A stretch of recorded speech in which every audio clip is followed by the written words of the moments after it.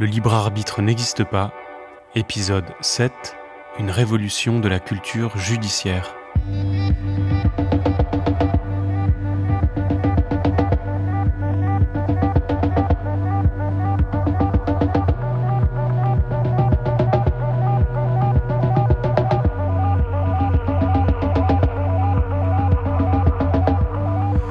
Le libre arbitre n'existe pas. Dans un rapport qui a été remis au pouvoir exécutif en 2012 et qui s'intitule « Le cerveau et la loi, analyse de l'émergence du neurodroit », le médecin et chercheur Marc Jeanneraud disait ceci. Le consensus qui semblait exister autour de l'absence de libre arbitre comme facteur d'irresponsabilité vole en éclats dès lors que la science ne reconnaît plus à personne la jouissance de ce libre arbitre.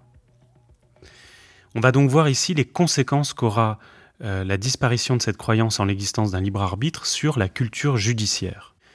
Dans la culture sociétale, pour le moment, on fait un lien entre le libre arbitre dont on imagine qu'une personne est dotée, le lien entre son libre arbitre et sa responsabilité. Il faut qu'une personne soit dotée de libre arbitre pour qu'elle puisse être responsable, et le lien entre cette responsabilité et l'accessibilité à une sanction pénale. Il faut que quelqu'un soit suspectable d'être libre d'avoir agi tel qu'il a fait pour qu'il puisse être déclaré responsable, et il faut qu'il soit donc déclaré responsable pour qu'on puisse lui opposer une peine, pour qu'il soit accessible à une sanction pénale. Et pour le moment, voyez l'importance de ce terme, on parle bien de peine. Pour le moment, dans notre culture, il y a encore très fortement ancré en nous cette loi du talion, de l'œil pour œil, dent pour dent, et qui voudrait que c'est en faisant de la peine à celui qui a causé de la peine que l'on pourra prévenir la peine à venir.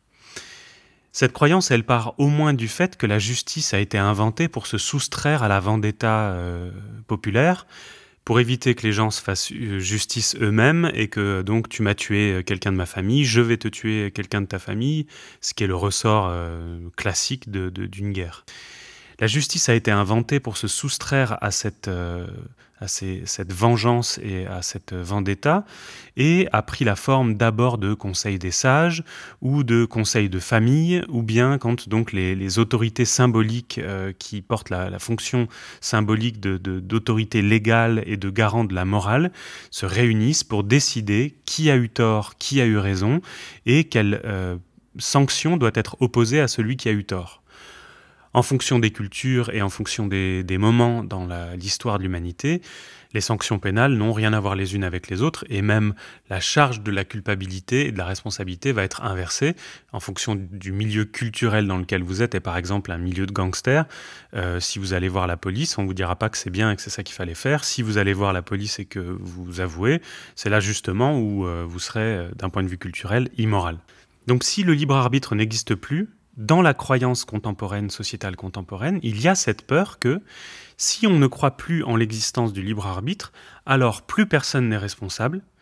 Et si plus personne n'est responsable, ça veut dire que plus personne va en prison. Et si plus personne va en prison, ça veut dire que plus personne n'a peur de faire ce qu'il a envie de faire. Et donc, tout le monde se met à faire n'importe quoi et à violer, taper, voler, etc. Ça part déjà du présupposé un peu étrange qui serait qu'on serait tous là des animaux féroces cachés derrière nos yeux et que, en l'absence de peur de la prison, on se mettrait tous à violer, voler, taper, etc. Ce qui est quand même déjà un présupposé un peu étrange. Mais ça dit cette autre chose qui est là proprement absurde, qui est que si vous cessez de croire en l'existence du libre arbitre, alors vous vous mettez à faire exprès de faire des choses qui sont interdites. Vous voyez combien ça n'a pas de sens ? C'est précisément parce que l'on croit au libre arbitre que l'on peut croire que si on se met à arrêter de croire au libre arbitre, alors on pourrait se mettre à faire exprès d'aller agresser, etc. Ça n'a pas le moindre sens. Mais la croyance en l'existence du libre arbitre est tellement ancrée au fond de nous et tellement impossible à imaginer autrement que, évidemment, on se dit, si tu crois plus en ça, tu vas te mettre à faire exprès d'eux, alors que personne ne fait rien exprès du tout. Et j'aimerais d'ailleurs vous citer ici cette phrase de Jean-Paul Sartre qui illustre parfaitement cette pensée qui est ascientifique au possible et qui est juste une croyance qui engage une moralité comme une autre. Il disait ceci dans « L'existentialisme est un humanisme » paru en 1946. « Si nous avons défini la situation de l'homme comme un choix libre, on voit bien ici le terme de défini, Il le définit, bon bah c'est dit comme ça. Si nous avons défini la situation de l'homme comme un choix libre, sans excuse et sans secours, tout homme qui se réfugie derrière l'excuse de ses passions, tout homme qui invente un déterminisme est un homme de mauvaise foi. Vous avez vu le truc? On pourrait inventer un déterminisme puisque, de fait, on pense que librement, on peut faire exprès de se mettre à croire en l'existence du déterminisme. C'est du génie. Il continue ainsi. Ainsi, au nom de cette volonté de liberté, impliquée par la liberté elle-même, je puis former des jugements sur ceux qui visent à se cacher la totale gratuité de leur existence et sa totale liberté. Les uns qui se cacheront par l'esprit de sérieux ou par des excuses déterministes leur liberté totale, je les appellerai lâches. Les autres qui essaieront de montrer que leur existence était nécessaire, alors qu'elle est la contingence même de l'apparition de l'homme sur la terre, je les appellerai des salauds. Voilà pour la finesse de M. Sartre qui, au-delà d'invoquer la contingence de l'existence humaine, donc un déterminisme, mais manifestement sans s'en rendre compte, définissait une éthique de l'engagement par l'acte, sans prendre part physiquement à la résistance et en écrivant des bouquins depuis des cafés fleuris parisiens et en ayant le temps de les sortir en 1946, la guerre mondiale venant à peine de se terminer, quoi. Le courage. Absolument contrairement à ce qui est dit ici, je vais vous faire une proposition qui est exactement et précisément inverse. La proposition que je fais ici, c'est bien au contraire de dire que si le libre arbitre n'existe pas, si on ne reconnaît cette liberté à personne, alors ça veut dire que personne ne fait exprès de faire ce qu'il fait. Ça veut dire qu'il n'est pas coupable au sens de la moralité il avait la liberté de ne pas faire ce qu'il a fait et il a choisi expressément de faire le mal. Par contre, tout le monde est absolument responsable de ce que son organisme a fait. Il n'y a personne qui a fait à la place de la personne. Quand bien même il y a un déterminisme social plus ou moins fort, un déterminisme biologique plus ou moins fort, une maladie présente qui est plus ou moins importante, qui désorganise plus ou moins le cerveau, etc., c'est bien cet organisme qui a commis ce qu'il a fait, qui a commis ce qu'il a fait. Il n'y a personne qui a fait à la place de cette personne. Comme tout le monde est déterminé par des causes qui ont engendré cet état de la matière qui est par exemple une infraction, mais au même titre tout le monde, mais avec des déterminismes plus ou moins biologiques, plus ou moins sociétaux, plus ou moins culturels, etc. Mais comme personne n'est libre d'agir comme il l'a fait, alors tout le monde est responsable. Contrairement à ce qui est dit, si personne ne fait exprès de faire ce qu'il fait et que tout le monde est ici bien malgré soi en raison des causes qui nous ont engendrés, qu'elles soient biologiques internes à notre organisme ou qu'elles soient en lien avec l'environnement et la culture qui nous ont appris des choses ou qu'elles soient en lien avec une réaction immédiate à un facteur de stress ou quoi, etc.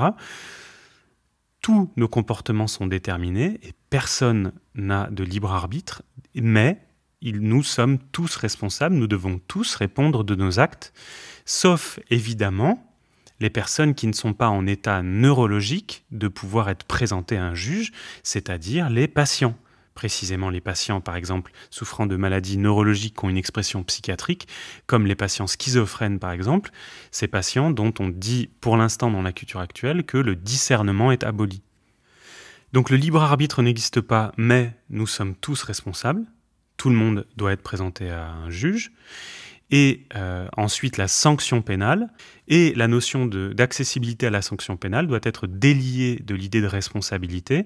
C'est chaque personne, en fonction de ce qui s'est passé et en fonction précisément des déterminants au comportement, qui doit avoir une sanction pénale absolument personnalisée. Et il y a certaines situations dans lesquelles cela n'a pas de sens d'opposer une sanction pénale.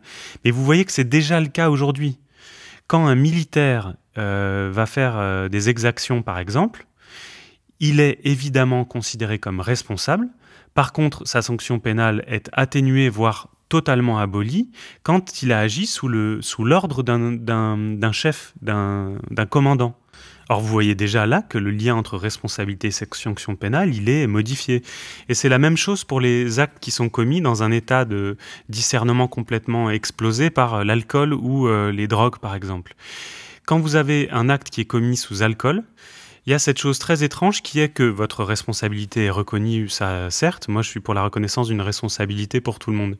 Mais il y a aussi la chose que la sanction pénale est plus importante encore que la personne qui a commis l'acte sans alcool.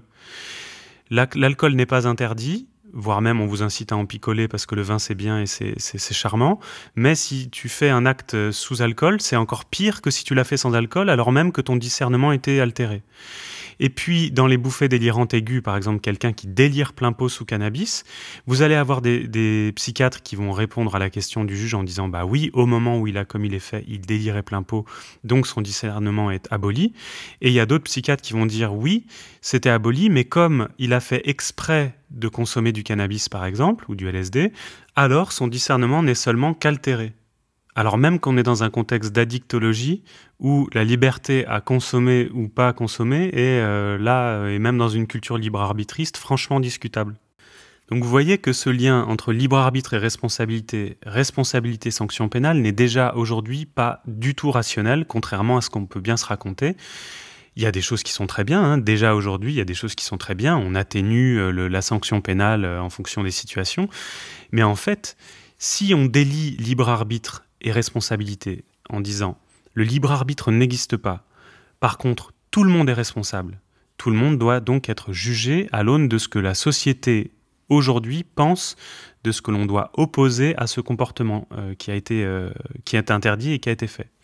Mais si on délie également l'automatisme entre responsabilité et l'idée de peine, et qu'on se rappelle de ce terme de sanction pénale, non pas dans un sens de « t'as fait souffrir, donc de base, de toute façon, je te ferai souffrir », mais qu'on se rappelle de ce terme au sens de, par exemple, qu'on vient sanctionner la fin d'études par un diplôme, c'est-à-dire d'entériner une décision, de poser un acte symbolique qui entérine une décision. Donc on enlève la notion de souffrance à opposer à quelqu'un qui fait souffrir, mais qu'on se permet enfin de réfléchir seulement et strictement, je dis bien seulement et strictement, l'arsenal des sanctions pénales simplement à l'aune de leur efficacité, qui reste à prouver, qui est à étudier scientifiquement et qui est à prouver, de l'efficacité pour protéger les victimes, protéger la société et éviter la récidive, et apaiser la société du fait de cette protection et de cette prévention de la récidive et d'éviter que ça recommence. Le fait de cesser d'associer du libre arbitre à la compréhension du comportement des gens fait aussi que vous sortez de cet état de paralysie qui fait que naïvement, à chaque horreur, vous vous dites « mais comment a-t-il pu faire une chose pareille ?» S'il a fait une chose pareille, c'est de fait que son cerveau est capable de le commander et de fait, il y a juste à regarder autour de soi et dans l'histoire de l'humanité pour comprendre que l'être humain est capable de faire des horreurs. Et donc quand on se demande comme ça, mais comment a-t-il pu faire une chose pareille, il y a simplement à se rendre compte qu'en fait, cette proximité avec l'horreur est beaucoup plus proche que ce qu'on peut bien se raconter. Et en fait, ce sont simplement des suites d'étapes qui se passent et qui se dépassent, qui font que la probabilité qu'un comportement horrible advienne augmente. On est ici dans l'ordre de la probabilité. Il y a des gens qui ont vécu des horreurs enfants qui ne feront jamais rien de mal à l'âge adulte, et à l'inverse, des gens qui ont eu des enfances bénies et qui feront des horreurs à l'âge adulte. Mais on sait aussi qu'il y a une surreprésentation des agressions sexuelles chez les agresseurs sexuels. Donc ce qu'on essaye de faire, et notamment les psychiatres qui sont appelés dans les cours d'assises pour comprendre ce qui s'est passé, comprendre la biographie, la psychologie de la personne, ça n'est pas excusé, ça n'est pas justifié. C'est essayer de comprendre les différentes causes éventuelles, les différents déterminants éventuels qui ont interagi et qui ont éventuellement abouti à cette conséquence, mais il ne s'agit pas ici de justifier. Si on ne reconnaît plus de libre arbitre à qui que ce soit, on se redonne les moyens culturels de penser les déterminants de ce qu'il se passe et de ce qui arrive. Et donc les moyens scientifiques, logiques, rationnels de pouvoir imaginer les meilleures réponses adaptées à opposer aux situations que l'on rencontre. Et donc c'est là où c'est très important que je parle d'une situation particulière qui est propre à la psychiatrie, puisque quand on dit tout le monde est responsable, ça, justement dans cette culture libre-arbitriste où responsabilité égale sanction pénale, il faut que je puisse expliquer ce qui se passerait pour les patients dont on dit pour le moment que le discernement est aboli ou altéré en raison d'une maladie par exemple comme la schizophrénie. Pour le moment, dans la culture judiciaire française, il y a l'article 122.1 du Code pénal qui dit ceci: « N'est pas pénalement responsable la personne qui était atteinte au moment des faits d'un trouble psychique ou neuropsychique ayant aboli son discernement ou le contrôle de ses actes. » Pour le moment, une personne dont le discernement était aboli au moment où il a fait l'infraction n'est pas présenté à un juge, est envoyé à l'hôpital sous contrainte et est non pas soumis à une peine de prison, mais à des soins sous contrainte, donc obligatoires. Dans la culture que je propose, dans le changement culturel que je propose, il reste l'idée que c'est bien cette personne qui est responsable. Il n'y aurait plus cette tension de la société qui se dit « Ah, mais donc du coup, on dit que c'est pas de sa faute. » Non, c'est bien lui qui est responsable, qui a fait ce qu'il a fait. Mais oui, d'un point de vue moral, et même que pour tout le monde, ça n'est pas de sa faute, il n'en est pas coupable, car personne ne fait exprès de faire ce qu'il fait. Et lui, oui, en effet, a un tel niveau d'altération du traitement de l'information par son cerveau qu'on peut d'autant moins suspecter que c'est de lui taper sur les doigts qui va permettre de protéger les victimes et qui ne recommence pas, déjà avant tout. Si vous mettez un patient schizophrène en prison au lieu de le soigner, vous allez juste aggraver la situation, il va sortir de là encore plus dangereux qu'avant, quoi. Donc si l'objectif est de protéger les victimes, de protéger la société et d'éviter la récidive, alors il faut ces patients-là, quand bien même on dit qu'ils sont responsables, il faut non pas évidemment les mettre en prison, mais les envoyer à l'hôpital.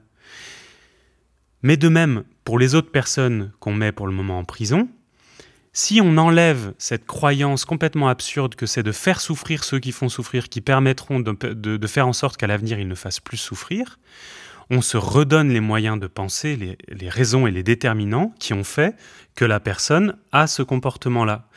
Évidemment que vous n'apprendrez pas à un enfant à arrêter de donner des claques en lui filant des claques. Bien au contraire. Évidemment que ça n'est pas de mettre un type violent dans un 8 mètres carrés avec 3 autres types violents à se déféquer sous le nez les uns des autres qui va faire en sorte qu'il va être moins violent à l'avenir. La seule chose qu'on peut imaginer, c'est qu'éventuellement il y en a certains qui aient peur de ça, qui aient peur de retourner en prison et qui donc du coup fassent en sorte de ne pas y retourner. Mais les études qui ont été faites sur la récidive violente prouvent, c'est scientifique, prouvent que de mettre les gens en prison ne prévient pas la récidive violente. Bien au contraire. On ne diminue évidemment pas la violence de quelqu'un en organisant une réponse sociétale violente à une personne. Vous voyez le niveau d'angoisse dans lequel ça met le monde entier quand il se retrouve confiné pendant le confinement sanitaire dans ses appartements de 20, 30, 50 mètres carrés. Vous imaginez bien ce que ça fait d'être enfermé à 3 dans un 12 mètres carrés, quoi. Mais à nouveau, il n'est plus question alors de réponse politique, morale, de principe. C'est pas parce que je suis de gauche que je dis qu'il faut trouver autre chose que la prison. C'est tout simplement que ça ne marche pas, que ça ne fonctionne pas, que c'est logique que ça ne fonctionne pas et que c'est prouvé que ça ne fonctionne pas. Donc il faut trouver autre chose, mais ça peut rester des prisons. C'est juste qu'à l'intérieur de ces prisons, il faut trouver autre chose à y faire que juste de la répression. Il faut mettre le paquet sur la réinsertion, par exemple, et bien évidemment. Pareil pour ce déterminant évidemment majeur de la délinquance qu'est la pauvreté. Je veux dire, si une politique voulait réellement réduire la délinquance, il faudrait d'abord et avant tout faire une politique d'interdiction, même, je suis un peu grossier en disant ça, mais d'interdiction de la pauvreté, quoi, de combat, de guerre menée non pas au deal de gens qui, dans des endroits où il y a 40% de chômage, mais de guerre à la pauvreté. Regardez pareil pour l'alcool. On se fait croire qu'on essaye de réduire la violence dans nos sociétés. L'alcool est un déterminant majeur des comportements violents, mais majeur au niveau statistique. Vous voyez bien qu'il n'y a pas des préventions, il n'y a pas une prévention sociétale majeure de la consommation d'alcool. Et la politique qui se mettrait à faire ça en France verrait un branle-bas de combat de tous les lobbies alcooliques de France qui crieraient au scandale.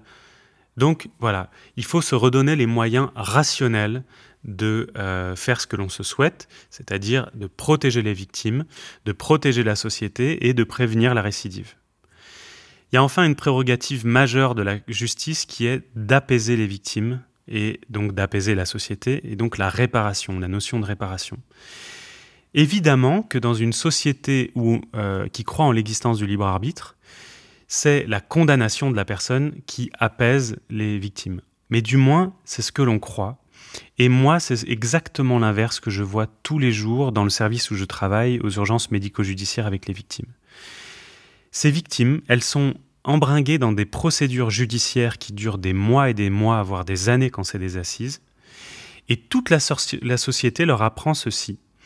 Tant que la personne n'aura pas été condamnée et n'aura pas été considérée comme coupable, alors tu n'es pas considéré comme victime, et alors donc tu ne peux pas te reconstruire.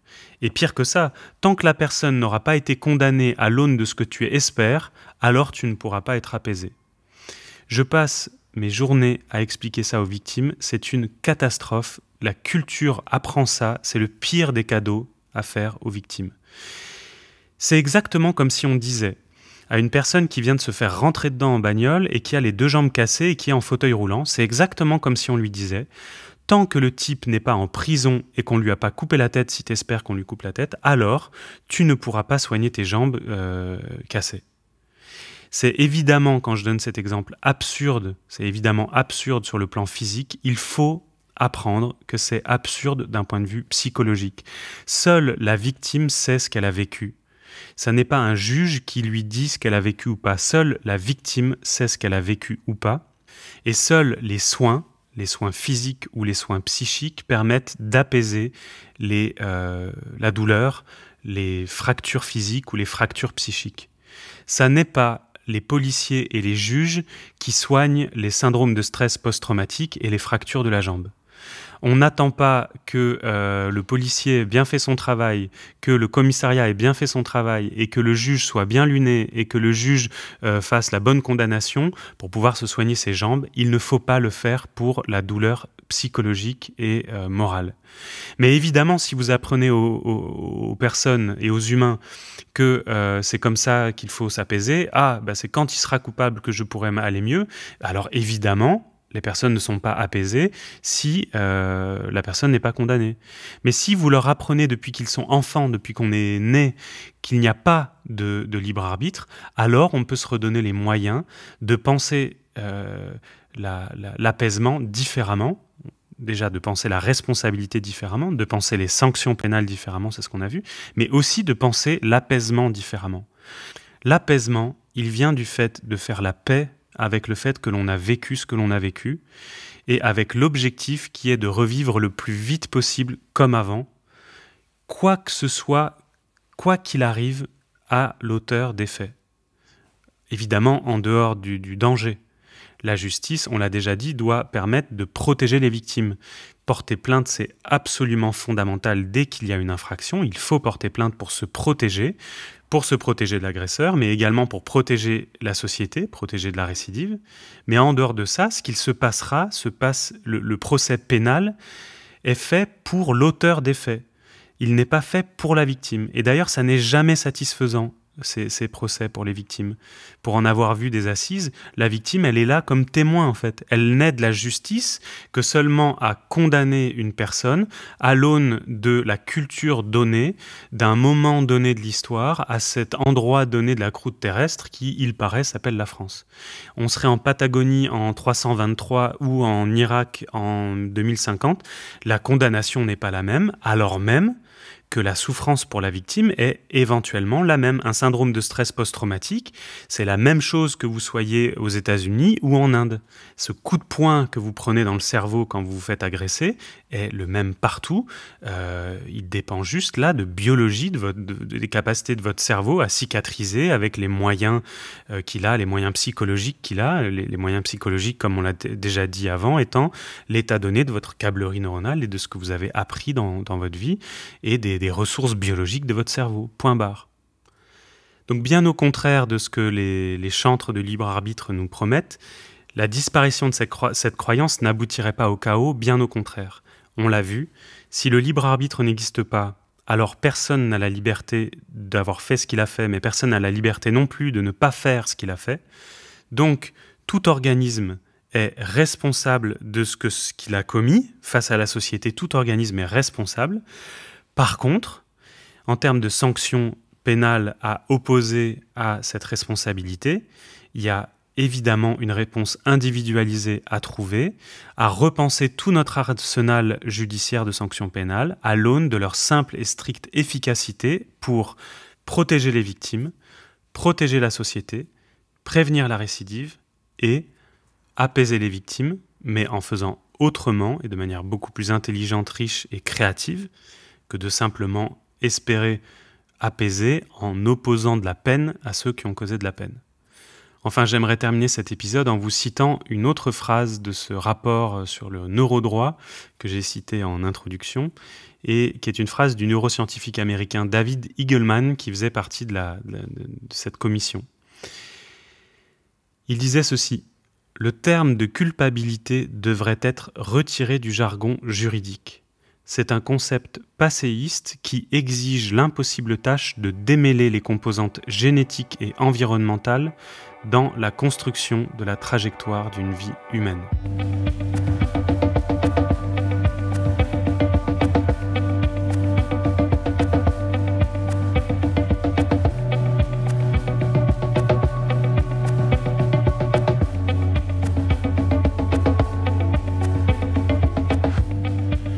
Le libre arbitre n'existe pas, et c'est sans doute la meilleure chose qui pouvait nous arriver.